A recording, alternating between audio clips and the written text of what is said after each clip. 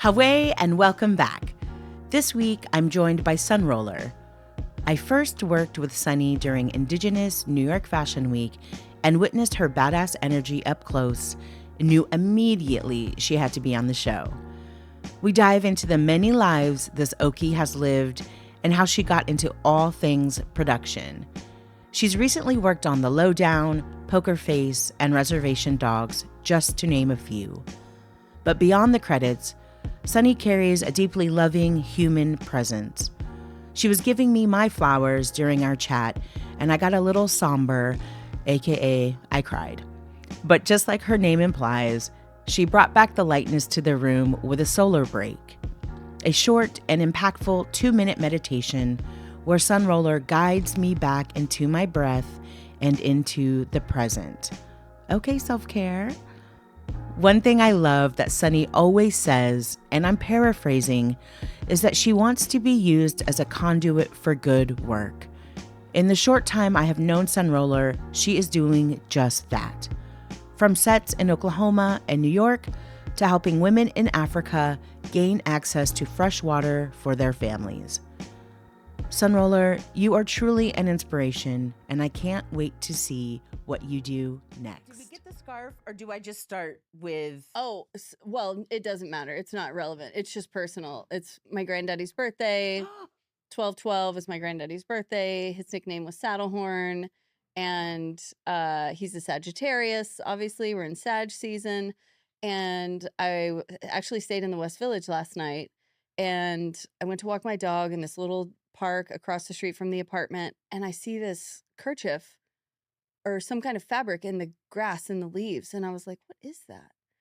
And I look down and I take a poop bag, a dog poop bag, and I pick it up because, we're not touching anything on these streets. Absolutely not. And I lay it out, and it's 2 horses identical to each other. So like 12/12, identical. And it says peak season. And it's just this, I was like, well, hey, granddaddy. Wait, stop. But this is not the scarf you have on. Yeah. This is the scarf? I washed it this morning. Today, you got the scarf. Yeah, and I wore it. Your grandfather came through. He always does. We're very close. He was my best friend. He's Sunny. hilarious, gregarious, Sagittarius, ornery, rotten. Oh, I love Irish. That. Yeah. Red beard. Oh, yeah. I love that. Yeah. Oh my God. Thank you for sharing that story. And this is the handkerchief, and it looks so cute. Isn't it so cute? I love. Yeah, it looks like really, really, really cute. Yeah, I washed it this morning, and I was like, I'm totally wearing this today. It was meant to be. He sent it to me, obviously. So I feel very connected to my guides, angels, ancestors all the time. I call them in every day. I breathe with them. I talk to them. I ask them for help. I cry to them. I hold on to trees, and Even me, sometimes I have to remember, girl, you're not doing this alone. You can always call back. You can always call on someone. Someone's like, Mom, and she always comes up like Grandpa. Wait, what was his nickname? Saddlehorn. Oh, gorge. He was a cowboy. Yeah, cowboy through and through. Grew up on a cotton farm in western Oklahoma. Oh my God. Survivors of the Dust Bowl. Wow. Yeah. Okay, let's start because I need to get into the Dust Bowl of it all and Oklahoma. Welcome back. I am your host, Amy Fareed. And with me today, I have the pleasure with my good sis and icon, Sunroller. Sunny! Can I call you Sunny? You can call me, as long as you call me when it's time to eat. You can call me whatever. Well, thank you for being here. Happy to be here. Oh my goodness. Okay, we're here on 12/12/12. We planned this out very strategically. Noontime is always the best time, right? The sun is over us. We're getting direct peak season. Peak season. Oh, it's all coming around. Okay, so the last time I saw you was at NYU. Sean Sherman and Kate Nelson were doing their book launch talk, and you were holding a camera because you just do everything. Jack of all trades. You were a camera person that night, camera operator. For those that don't know, Sean Sherman and Kate Nelson, and there's another person that helped them write this amazing book. Kristen Donnelly. Yes. And it's I wouldn't want to even call it a cookbook or a recipe, although it does have recipes, but it's this amazing book that he's split into regions. And The landscape of education. yeah, he's like talking It's more about than what the food. Great Plains ate, our locally, what grows here, what's native to us locally, and then shares recipes. And it's like such a beautiful, beautiful illustrated book, written book. And tell us what you have been doing with Sean and Kate. What's been going on? You've been busy. I mean, you're always busy, but Yeah, yeah. yeah, it's Sunroller. Welcome, Sunroller, everybody. Hey, Yay. hey. So happy to be here. I want to say first, your podcast is phenomenal. Uh, I also, I mean, granted, most of my friends are on your podcast, so I just True. love learning more about them because Right. you are such a great conversationalist and you ask really intentional and thoughtful questions.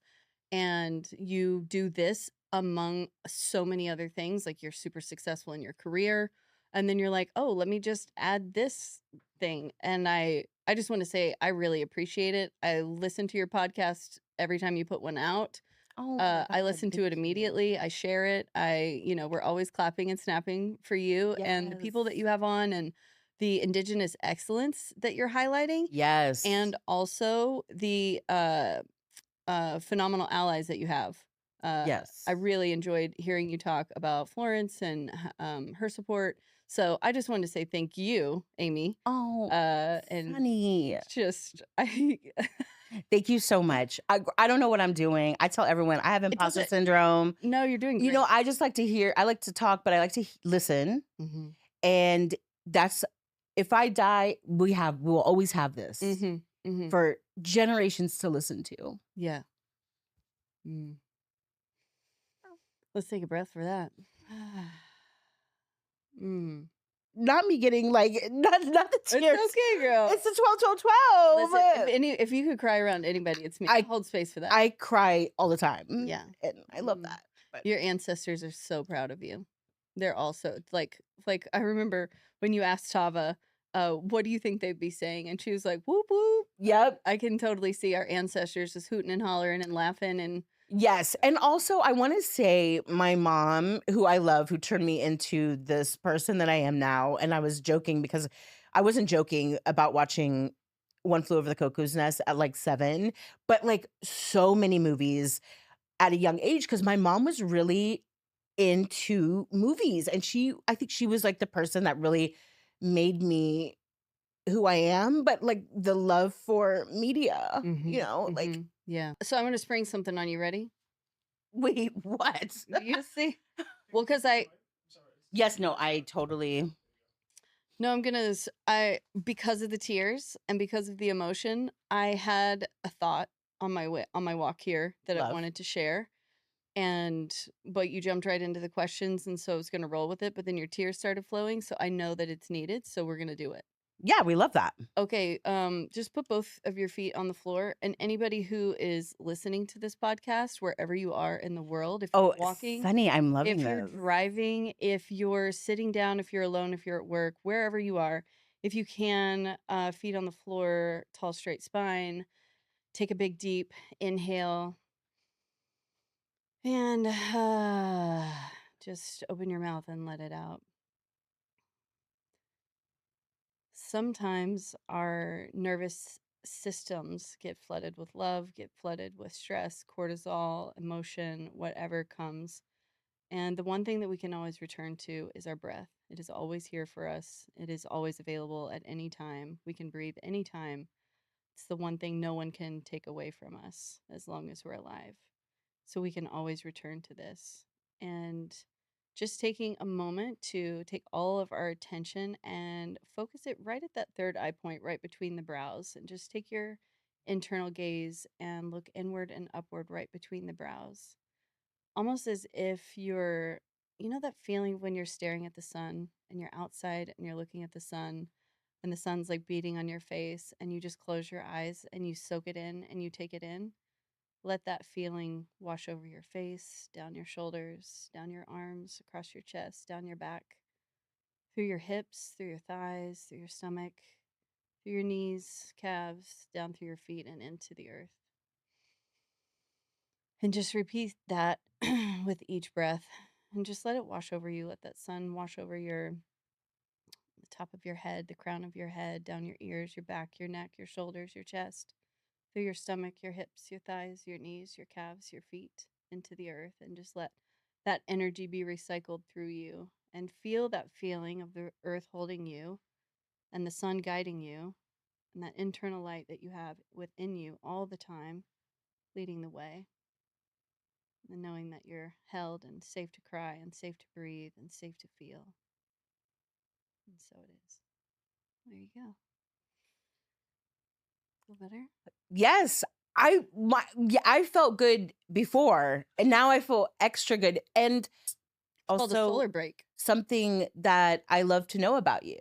Mm. And the solar break is so necessary. And the solar break, actually looking into the sun was the first time like I ever sun gazed. That it was like the most meditative moment that I ever had in my life when I was like 19, 20, no, 19. And I tell the story. It's like my origin story of how I became a hairstylist. Mm-hmm. I was sun gazing in Redondo Beach, and I was sinking in the sand. Like, if you just stand in one place in the sand, right? You're sinking. The sun was setting. It was like beautiful. It's an imprint on my mind. And that's when I got the information, girl, move back home, go to hair school. Then you're going to move to New York. And then you're going to do what I do now.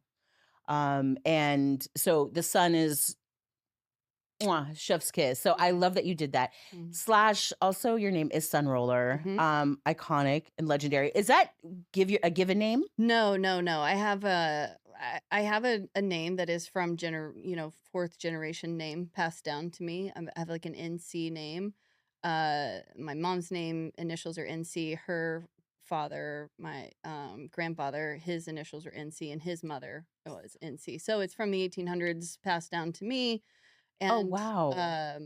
but then I just, became Sunroller. I was a little kid who was obsessed with the sun. I was obsessed with sunrises and sunsets, and ever since I could walk or waddle, I would waddle out and sit and do that you just talked about at 19. I would, as a little one, I was watching sunrises and sunsets and just fully obsessed with that connection, that meditation. So I started meditating, not knowing what it was when I was a little kid. And now, as an adult, if you ask me what's your favorite thing to do, it's to, be a conduit for guiding meditation. Whatever comes up is what comes up. Do you do that Mhm. professionally?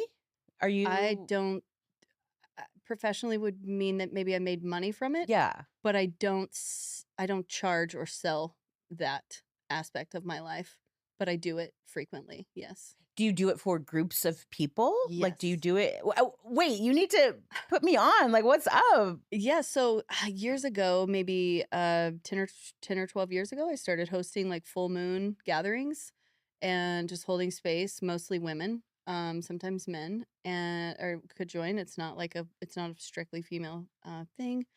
And just yeah, holding space for people to talk and share about what's heavy on their heart, and also just kind of like check in with the astro weather of like what's going on. Yeah. And oftentimes when people can find out that, oh, uh, other people are experiencing this too, I'm not crazy, I'm not alone, now I don't feel so insane for like feeling all of this. And often it's just astro weather, so like knowing what's Yeah. going on cosmically is really important, I feel, and being connected to your body and grounded and rooted and all of those things. So I love probably my favorite thing in the world to do is to hold space for other people and lead meditation. You are truly a conduit. Conduit. You're a conduit Yeah. who can do it. That's That's dope.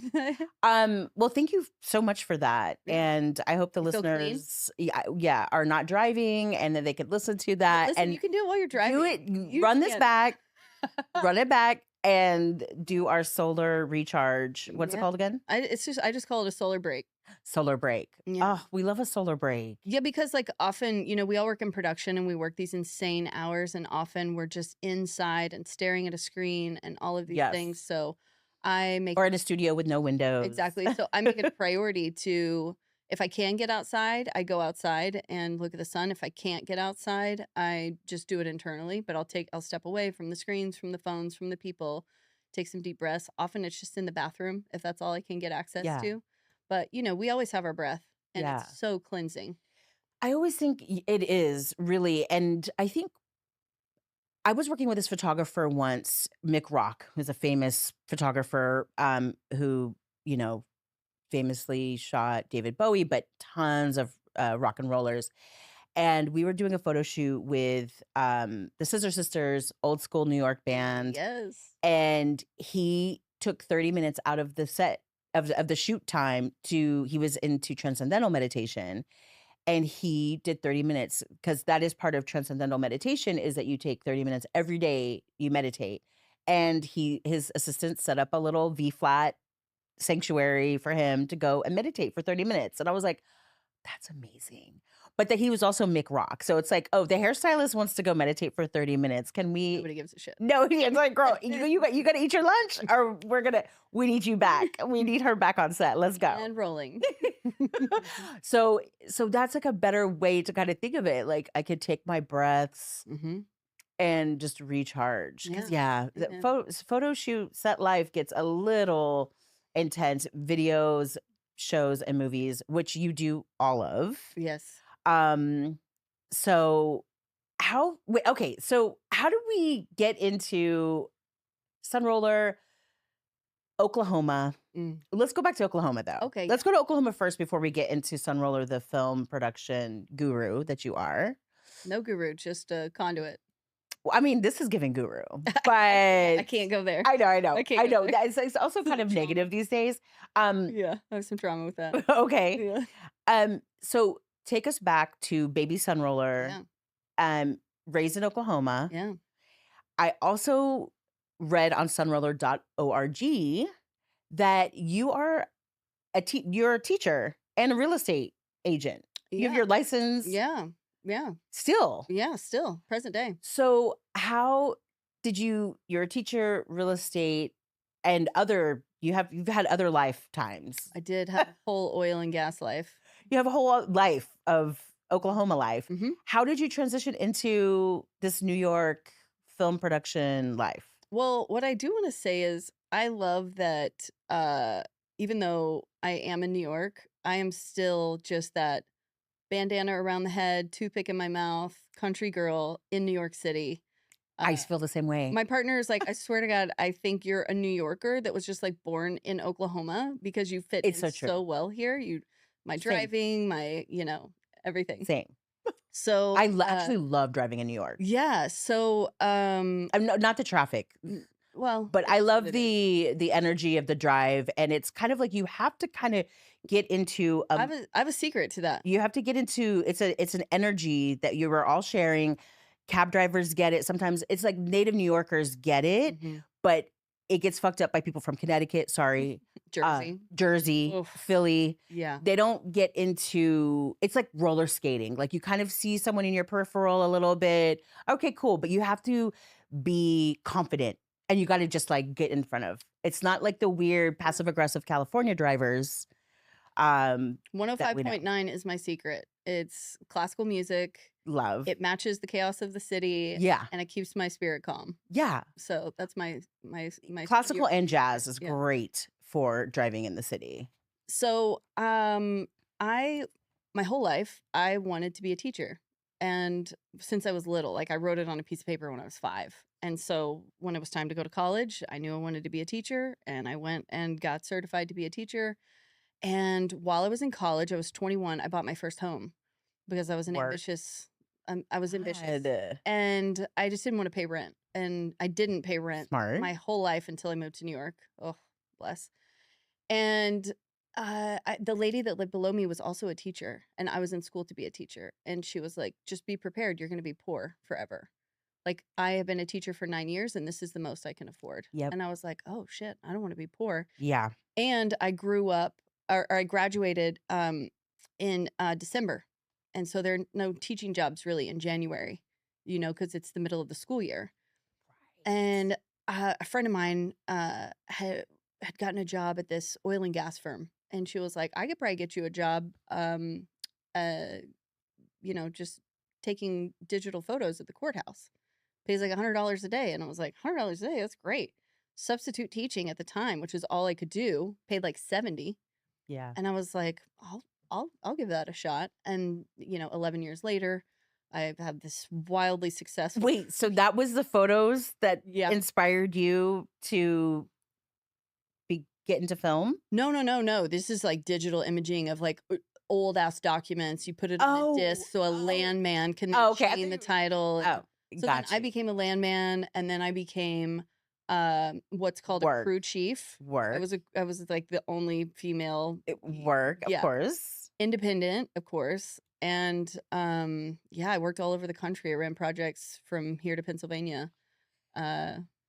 Or from Amazing. Oklahoma to Pennsylvania. So anyway, my spirit woke up. I read a book that a friend of mine gifted me. It was also about the time I got sober. I'm about 13 years sober, I think. Now, Congratulations. Thank you. We love that. We love a sober queen. So this friend was a therapist, and she did a lot of sobriety work, and she gave me a book. And she was like, I think you're ready for this. And I was like, this feels auspicious. I love that. It's called The Book of Awakening by Mark Nepo. And so it's like poetry. It's a daily read.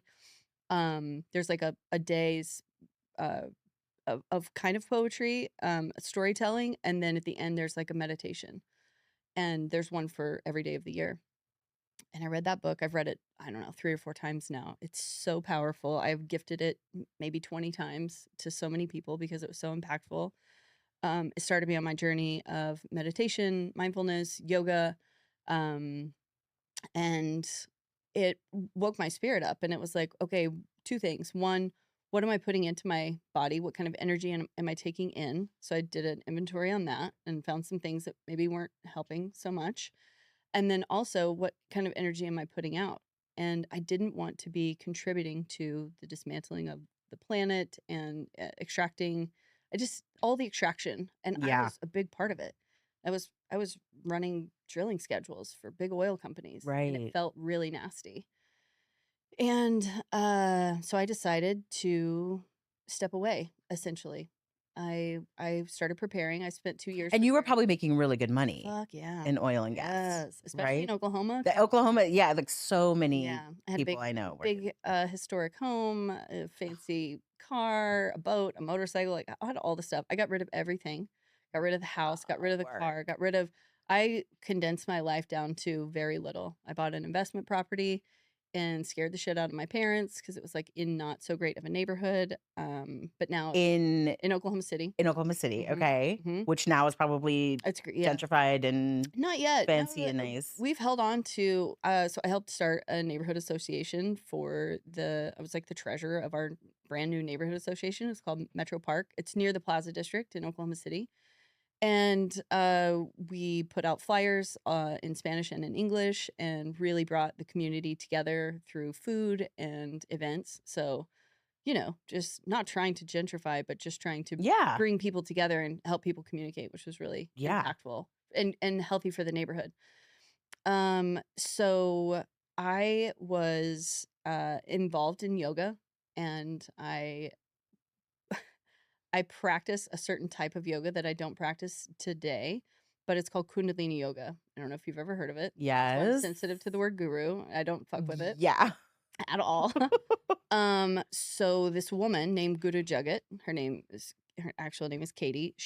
They hired me out of Oklahoma to move to New York, and they wanted me to produce their events, around the globe, and to basically operate out of the it's like Delancey and Essex area. Yeah. Out of a studio. So they had a studio there. They had a studio in Venice, California, and then one in Mallorca, Spain. And so I came and was producing events. And I was producing events in Tulsa also. I produced a couple events called Breakout, pretty large scale, great event. Shout out Michael Farber and Lada Sophia. And that was like in 2019 when I moved here. But that's how I came by way of Oklahoma to New York. Through Kundalini. Creator uses all kinds of vehicles, and But so it ended up being like a super toxic environment. I got here, I started doing the work, and I found out very quickly that this is like super bad scene. COVID hit 2020. Wait, that the Kundalini scene was It was corrupt. it was corrupt. There's actually a documentary about it on HBO called Breath of Fire. I don't know if you've seen it. Yes, I started watching it, and then I need to go back to it because it was like the woman, the Yeah. white lady. Is that Katie. Katie? Yeah, Katie. I was like, this bitch is not talking about Katie. Yeah. That's why I'm sensitive to the. Oh, and that's what I was thinking of when I said. So during peak COVID, I'm flying back and forth to right. LA because we had to shut down the studio in New York. And Because her empire is crumbling because people. it wasn't crumbling yet. What took her out? Like COVID. COVID took her down. She like went down some kind of I don't know. She went to a dark place and she couldn't really recover from it. And so I was working in LA, and once I got to LA, I saw like, whoa, this is pretty toxic environment. So I quit, and I operate with the sun and the moon, and I make big decisions with those things. Yeah. And so at summer solstice, that was my last day, summer solstice of 2020. So I'd only worked for them for like a few months, 6 months. And I quit in the middle of a pandemic with no job. And I'm out there in LA, and I quit my job. A lot of us quit. Also, I have to say, several of us quit all at the same time. And it was just like, this is really toxic. She's really abusive. And then she ended up dying like a year later. Okay. Yeah. So shit. So I didn't. I'm gonna watch the Yeah, you gotta watch documentary. it. But does it talk about how she's dead now? yeah. Oh, okay. She's yeah. Spoilers Yeah. for if you're Spoiler gonna. alert, she dies. We have a firsthand account Yeah. from. So That's that's how I came to New insane. York. Oh my And then God, it was I like, love that. okay, I've quit my job. I can't stay in New York or without a job. And so I was just calling, I was sending my resume to everyone I knew. I called one of my good friends, shout out Patty Clark. She's my Patty. astrologer. Oh, we And love also, she's Patty. not my astrologer. She's a friend, but also she's a phenomenal astrologer. She's like all tatted up. She's raw as fuck. If you ever just want like a straight shooting, astro reading, she like tells you what's going on and how it might be impacting you, what was going on maybe before and how it might be impacting you. So, I need Patty. yeah, you need Patty. Don't do Patty's this, amazing. Patty. Yeah, Don't Patty do Clark. this to me, Patty. P. Clark on Instagram. Yes. I called her and I was like, bro, I gotta find a job. Like, she's a lesbian, so you shake the lesbian tree, see what falls out. And yes, amen to the girl. lesbian It's tree. such a good lesbian tree. It's so clutch. So she goes, I worked with another lesbian in the film world, and she's an art coordinator. Let me text her and see if she needs anyone. So they always need someone. So while I'm on the phone with Patty, she texts Kat Ullmanseek, and shout out Kat. Kat will never hear this, but shout out to Kat. Shout out Kat. The lesbians of film and television. The queers got to take care of each other. Yes, we do. She texts me while I'm on the phone with Patty. She was like, "Can you drive?" And I was like, "I can drive a boat, a motorcycle, a forklift, a fucking semi truck. I'm certified, baby. Anything. I don't have my CDL, but I can drive damn near anything." And she was like, "Great, hold for these dates." And that was it. I was in. And that is it. And that's all it takes. That's what happens in New York. Yeah. That's all it takes. So my first job was a Super Bowl commercial in Montclair, New Jersey. Oh my God. For like E-Trade. And my second job was another Super Bowl commercial. So I didn't even know what they were. I didn't know what the fuck was going on. I didn't even know what a PA was. Yeah. I didn't know anything. So that's how I got started in the art world. And that's in 2020, August of 2020. So then they're getting ready for so Reservation Dogs comes out, right? Season 1. Because that's during COVID, right? Yeah, Reservation Dogs comes out, super impactful. Everyone's obsessed. I'm obsessed. And a friend of mine, Shanna Paddock, costumes, Shanna Slow Jams. Shanna Slow Jams, we love. We're like chatting one day on Instagram. I'm like, how are you? Like, how's your spirit? What's going on? She was like, we're gearing up for season 2. And I was like, oh my God, I would love to work on that show. And she was like, actually, I think they need someone in the art department. And I was like, say less. I'm an art department girly now. Like, you're like, this is my shit. I do. I worked on an HBO show. I've got like some, I've got some New York street cred. And also I'm just a producer in general. So like doing this is no different than managing people, you're managing money, you're managing You've stuff and produced time. your whole, I mean, even in whatever you've done in the oil and gas, too, Right. that was a form of production as Totally. well. Totally. So I emailed Dylan Brody. Shout out Dylan Brody. He's everyone's favorite brother in Oklahoma. He's Dylan's right hand, Sterling's right hand. He's a producer, and he said, "Hey, Sunroller, where did we find you? How do we get you here?" And I was like, "I'll come." And my job isn't really a job that they would like bring someone in from, the East or West Coast. It's not a department head position, but for me, it was a great opportunity, and I just wanted to be in community. I was in New Totally. York. I felt disconnected. Like so many people have said, I got here, I didn't know anybody, blah blah blah. And so I found this really beautiful community in Tulsa, Oklahoma. The And I best. knew a lot of people there anyway, and a lot of folks that already worked on the show. And Brandon Turner Connolly is the production designer. I think Tava maybe mentioned him. Mhm. And Matt Hyland was the art director. And so they interviewed me and they gave me a chance. They were like, this gal's never done this job before, but she seems like pretty fucking capable. And they gave me a chance, and they were both such great teachers. To this day, I credit Brandon, and Kat also taught me a lot, but Brandon really took time with me and was patient with me, and just taught me so much just through example. So I really learned a lot from him, and we still work together to this day. We've been working together for 5 years. We've done countless seasons of television together, movies, and Is he located here? yeah, Is he based here in New he's York? in based in Okay. Brooklyn, yeah.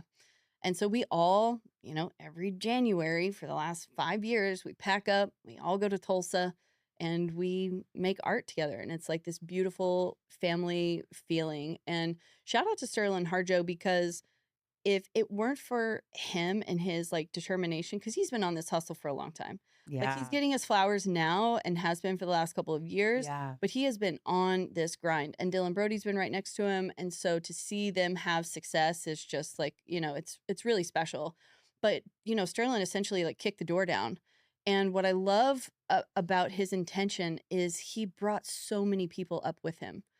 He He wasn't continues just like to. 100%. He Yeah. wasn't like, "Oh, this is my show. I'm gonna direct every episode and I'm gonna have all this ultimate control." He brought in so many excellent indigenous creatives and people who are in Oklahoma who never even worked in film. They don't know Yeah. anything about it. And so now all of these people have been given all of these opportunities, and the ripple effect is massive. I mean, Lauren Waters, right? Yeah. She's a phenomenal filmmaker, and her eye and Oh her my god. intention and her sweet pure spirit Yeah. is just like it's impactful. But the whole feeling is like that when you're in Tulsa. Like everybody's just on their grind making art. And so I feel fortunate to be in that ripple, because I'm also making I'm producing my first short film in Tulsa in January. Oh my god, Yes, we're in congrats. talks with Casey Camp for the lead, so I'm very excited. Icon, legend, Yes. mother of the house, Casey Yes. Camp. Yes, I Oh know. So I've my worked with god. her on Reservation Dogs and on the Lowdown. She's just a special human. Everybody knows Like, that. very. But to get to produce a film with her, the film is going to be called Safrona, and it's a real life story written by Katie Hoffman Falk. She's a Tulsa local as well. Um, and Katie has this really great script for a feature.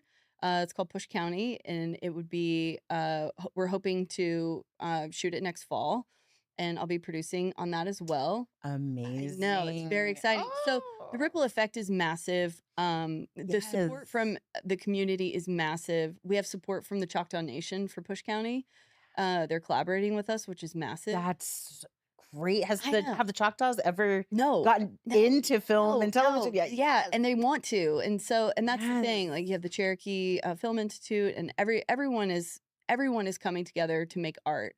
And I feel like so much of that, we just have to like shout Sterling Harjo out, because This is a whole Sterling Harjo podcast, flowers giving, because amen. every episode we're always talking about how amazing this person is. Well, you get to a point when you start to think about legacy, Yes. and you know he may have different opinions about this, and I'm just a bystander, but I feel like his legacy is his desire for collaboration.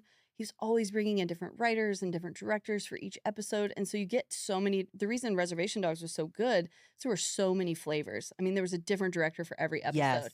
I mean, you get to like And writers. you get to Yeah. 208 and you have Black Horse Low with the catfish fucking. I mean, come on, the LSD trips. I Like was gonna say the aliens. I mean, yeah, you know, like everything is Amazing. so varied, Amazing.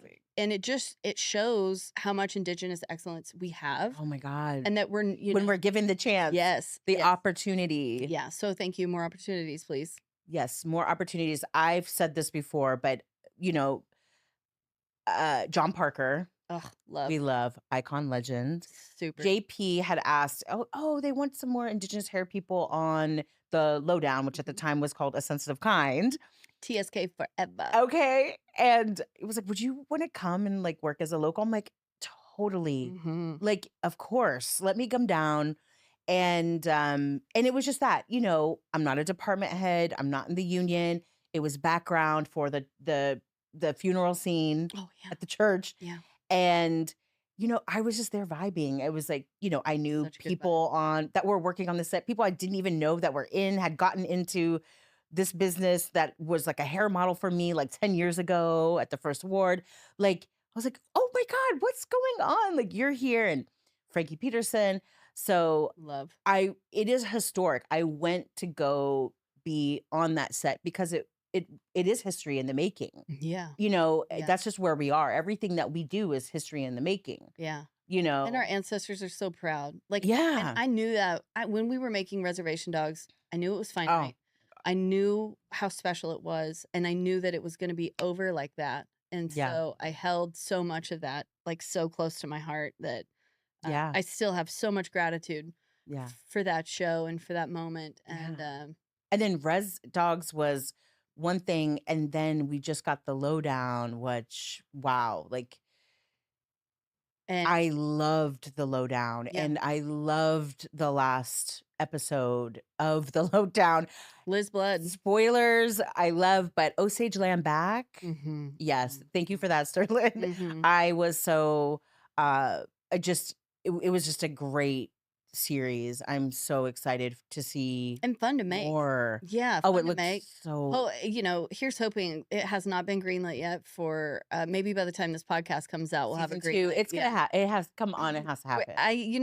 We're all crossing our fingers and our toes, but nothing is official. So in film and television, nothing is happening until it's like actually happening. Of course. And so you can't. Yeah. I know. Oh, but I can't. I'm so excited. Even if it's just one and done, I'm happy with that. It was such a good show and well-rounded. Yeah, but these sets are too sexy to let them go. I know. We got to keep going. Sweet Emily, stop. The bookstore. Love. Yeah. So shout out to Brandon, Tava, the construction department, the art department just really went hard. Oh, can I tell you something that I don't think a lot of people know? Season 3 of Reservation Dogs, the art department director, or the art director for the art department, Matt Hyland. He worked on season 2 and season 3. The kindest, most generous man. He's constantly educating, which I love and live for. People who pass that on. His wife is the graphic designer for The Bear, also an FX show. And she's been on for like, 5 seasons? Matt gets tapped to come back for season 3, and he says, I can't come unless I bring my entire family. And Mary, his wife, Mary Hayes, shout out Mary Hayes, she will come and we'll bring our 2 kids. They had 2 small children, a toddler and a baby, and we'll all come out to Oklahoma, and she'll graphic design the bear from Oklahoma. So wow, work. So when it came time for the Lowdown, Brandon is so thoughtful. I just want to say his intention and his thoughtfulness is so extreme. And that's what makes him a phenomenal production designer. Yeah. He tapped Mary and said, we want to make some wallpaper for this diner. Do you know about the wallpaper? Work. No. Okay, so he had Mary design these little vignettes that were Easter eggs. They were, they're all scenes from Reservation Dogs. So there's like Spirit, and then there's like I don't know if you remember that scene where it's like the deer in the woods, and then the people with like you could see like their eyes, and they're in the Yes. so that's Sterling and his kids. That's right. And the deer. So there's like that little vignette, and then there's the grandmother's living room, when they're on the LSD trip and it's outside. Yeah. So like that's one of the vignettes. And then it's like repeated on this pattern and this wallpaper, and that's what lines the walls of Sweet Emily's. No. So shout out Mary Hayes. She's Mary amazing. Hayes, you icon. And now I'm gonna go back and watch the Sweet Emily wallpaper. Oh, also, this is something I love about the art department. Like it's so thoughtful. One of the things that we're able to do is use personal crew photos, because like we can sign, we can sign it real quick. Everything has to be released because this is Disney. It's like people don't They're know not this, fucking around. but Disney does not fuck around. And so we needed photos for Sweet Emily's for like the background, and they needed to be like people who have probably been coming there for a long time. So Granddaddy Saddlehorn, whose birthday is today, is 12 in the background in his overalls with a toothpick, a bandana, at my nephew's like third birthday party on the back wall. And then there's another picture next to that, and it's my granddaddy, his 4 sisters, and his brother from like the 90s standing outside of a pickup truck in Western Oklahoma. Love. And they're all deceased now, the whole family. I love that. They're all gone, and they live in perpetuity as long as Sweet Emily's is the set. Sweet Emily's.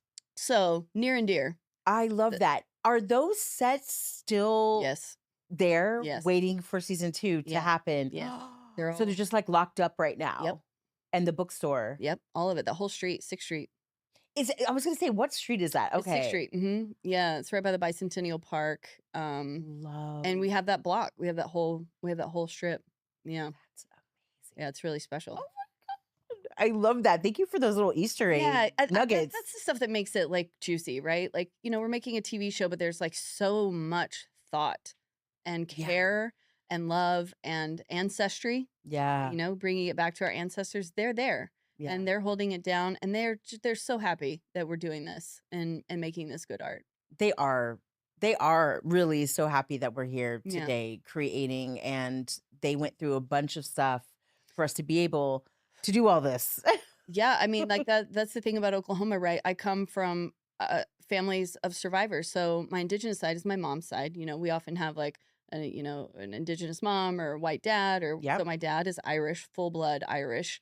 My last name is Galloway, right? Yeah. Like I'm very Irish. Very Irish. And his family survived the Dust Bowl in Western Oklahoma. And then, my mom's side, her dad is Cherokee and mom is Chickasaw. So I'm enrolled in the Chickasaw Nation.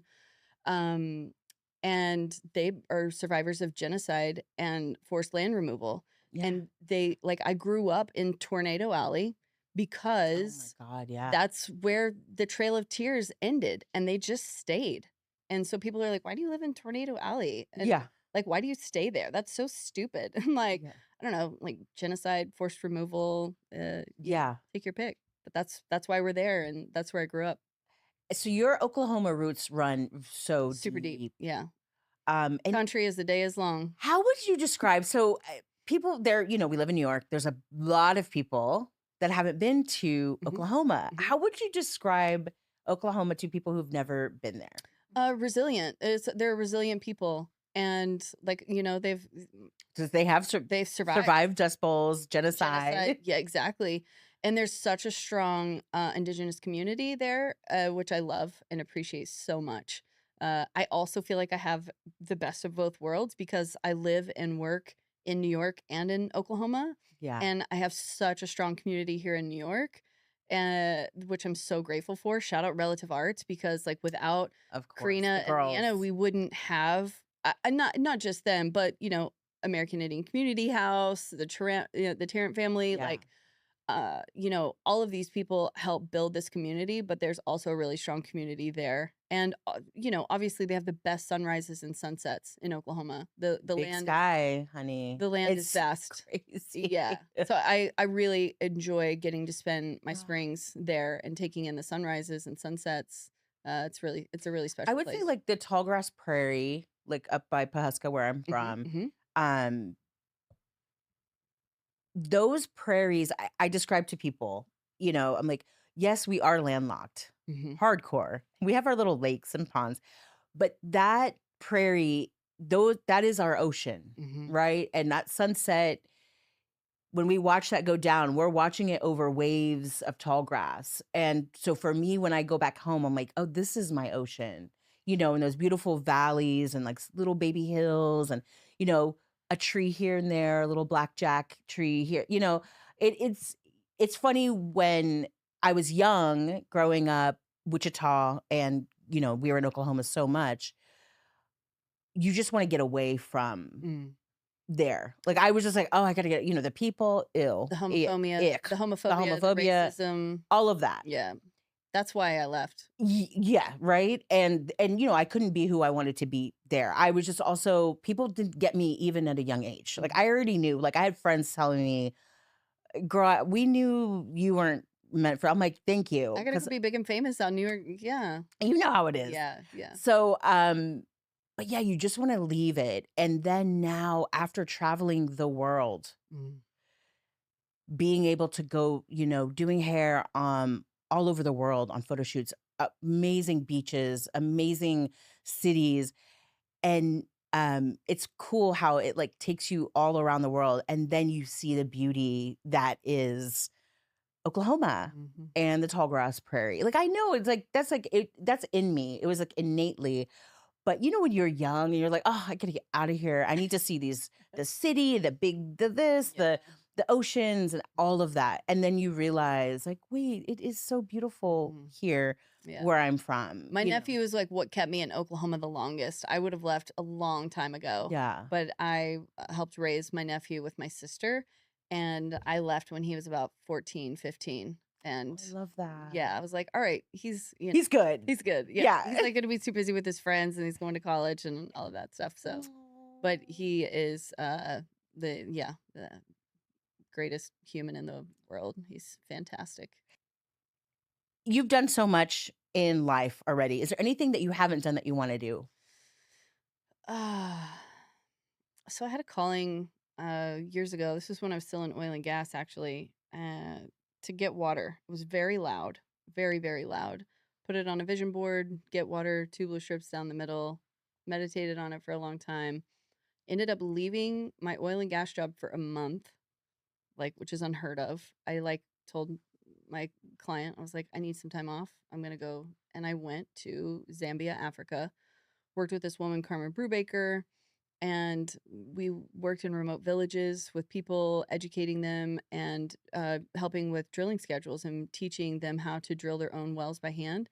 Because these big NGOs come in and they drill these big $10,000 wells, and they're super deep and they're expensive, and they go down 10,000 feet and they break, and then nobody can do anything with it. So you have all these dead wellheads all over the place.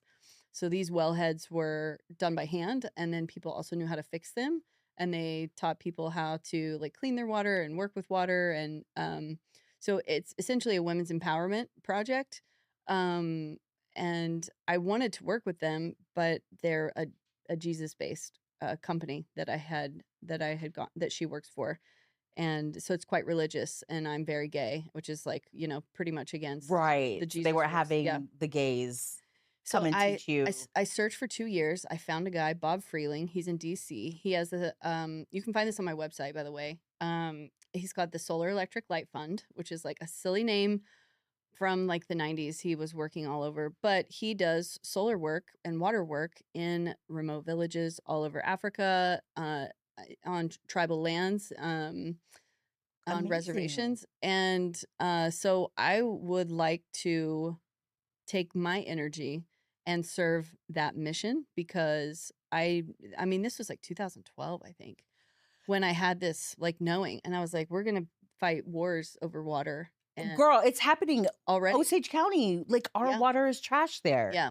We're So- literally having water symposiums, just gathering. So are we going to talk about this? Yeah. For years, Yeah. I've been hearing people complain about the water. Yeah. We don't really drink it, but we're still showering in it. Yeah. So I'd like to do that with my time and energy. Go to please. Yeah. Oh my God, Sunny, we need this. I know. And it's getting And worse if anyone can do bullshit. it's you. Yeah. Yeah. And the AI and the data Yeah. service, whatever they're called, that are So Oh, if anybody wants to learn more, you can go to my website. I have a mission and partnership tab, and you can read about the Solar Electric Life Fund. I Solar Electric Light Fund. Self self love. Yeah, yeah. I love that name. Yeah, and there's a video at the bottom called My Fat Baby, but they do a lot of really great work. It's a women's empowerment project because the burden of getting water falls on the females of the villages, and so they're constantly Right. getting raped because they're like walking these great distances to get water, and then the child, all the everyone's Oh, pregnant, everyone's having babies, and then 50% of the children in the home are dying from a water related illness. So it's just like this really cyclical problem. And this thing that Bob created, the solar market gardens, is basically because it only rains half the year in Africa. So they can't grow vegetables year round because they don't have access to water in this way. So he designed this solar system basically that generates water to the crops, and so the women don't have to tend to it as often. The video is called My Fat Baby. So they've all got genius. these fat babies because they're so healthy and eating green, Oh, leafy, yeah. healthy. And then they take what they have left from after feeding their families and they go to the market and they sell it. Because what I learned in my time in Africa was that women were not allowed to get microloans. And so they couldn't start their own business. So the only way they can get money is through their husbands, who, alcohol and alcoholism runs rampant there. Um, and it's a lot of abuse, a lot of rape. Yeah. Check out Rape Hurts Foundation, started by a gal out there. And, uh, so it's a women's empowerment project of helping people get access to water because the burden falls on the women. Um, Oh my God, Sunny, this is your next. that's This is why, your next thing. yeah, I'd It love to. needs to happen, and even here, just in the United States. Yeah, so I want to make a documentary about what Bob is doing. Bob Freeling is doing through Yeah. the Solar Electric Light Fund, and I want to show what he's doing on reservations. And I would love to work with, like, I'll just say it out loud. I would love to work with Quanah Chasing Horse. Yes. She is a fierce force of nature Yeah. and an activist, and and I just love her. I worked with her on Reservation Dogs, and DeFaro and I talk all the time. I Oh. know we miss the kids. I miss the kids all the Oh. time.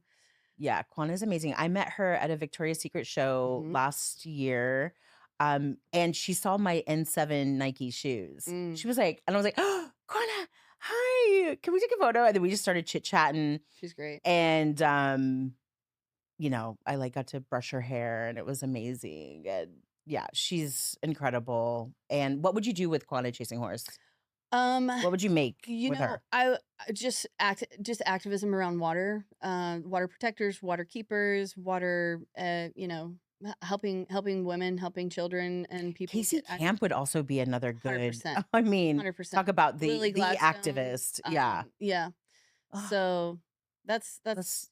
just it's a dream, but it's It's something gonna it's happen. something I'm working on. It's gonna happen. You said it. Yeah, You said it on the pod. it's It's gonna it's gonna happen. reverberate as everyone plays this. So I receive that Okay. So what is next for you? How can we support you? so much. You have so much. You kind of told us already. Where can people find you? What? Tell me. Well, Tell me where you're at. I'm on the gram, this little thing called Instagram, the social media, Never heard of it. terrible platform, but it's also great because it connects people. It can be Yeah. what you make it. I'm sun.roller. I think I'm like the only one on there. Um, you can find me there. What's next for me is hopefully we're shooting this doc in January, or this short film in January. With Katie Hoffman Falk, and Dylan Brody is producing, and I'm Amazing. associate producing. I'm also working with Sean Sherman and Kate Nelson, which we need to circle back to that. I know. So many conversations. So many amazing I'm projects. producing along with Kate Nelson and Connor Champley a documentary about a food revolution led by Sean Sherman, the sous chef. And so we filmed in New York. When I saw you, I was filming because, producers, everyone's always like, what does a producer do? I'm like, literally everything. Everything. Everything. I learned how to use a camera. Shout out to Christine Ing. She's the DP for Poker Face. I worked on a TV show called Poker Face, and she is a queer DP. and she is always amplifying like queer POC voices to the front and always hiring in that way. And she gave you that camera, girl. I saw that big old camera. I was like, girl, it's a really nice Canon package. so and, nice. And she spent like an afternoon teaching me how to use it, which is so generous and kind. And then supported me while I was there, helping me. You know, I was taking pictures of the thing. Like, is this right? Like, I don't know. So we also filmed in Minneapolis. We had a stage show at the Guthrie Theater. Yes. And it was awesome. Bobby Dews came out. That looked so incredible. And in Tulsa, you guys had a big thing show. Yeah, book launch. So we're just trying to capture from multiple cities, and we're putting together hopefully a doc, probably a sizzle reel first, and then move forward from there once we get kind of our footing. But that's through Parallel Productions. And Kate and Connor actually hired me from seeing me at Indigenous New York Fashion Week, because they were like, which was how we got to work together for the first time. Yeah. You did more than crush it. It was. Oh, I meant you were crushing it. I mean, yeah, we crushed it. Everyone got crushed. Everyone got crushed, literally almost crushed. But that's like the best way to spend in community, right? It was. If we could do what we did for Indigenous New York Fashion Week, we could do anything. Absolutely. We can do anything together. We're so powerful. It was the best fucking team under horrible conditions. It was really great. But they just saw me, and I just volunteered, by the way. Like, I took the summer off because I had not had a break in 3 years. I'd been on show after show after show overlapping, and I was exhausted. And I said, after the Lowdown in June, I'm taking the summer off. I'm going to hot girl summer in New York City and not work and not look at my fucking computer or my cell phone for like at least a few months. And then when it was time for me to go back to work, the girlies at Relative Arts were like, hey, we're going to have New York Fashion Week. And I was like, how's that going? And they were like, oof. Yeah. And I said, well, I'm not working. I would love to just contribute my skill set. And then comes Davy Tiger. And then you became, yes. Couldn't have done that without Davy Tiger. We love Davy Tiger. Yeah, he's the best. He's going to be on the pod. I have to like up my hetero men on this. Yeah, and Davy Tiger is the one you want.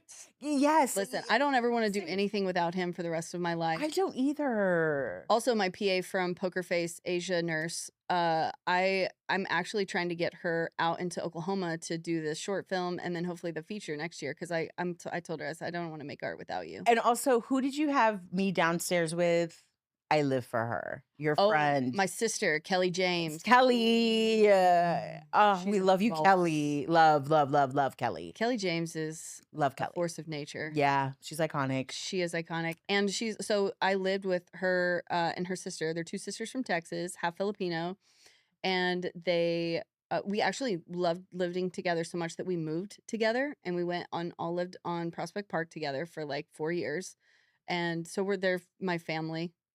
Essentially, they're Wrigley's auntie and godmother. Like they're they're literally family. Mm-hmm. Yeah. But couldn't do all the things that I do without like so much support. My partner is. I was gonna say you work long hours. Yeah.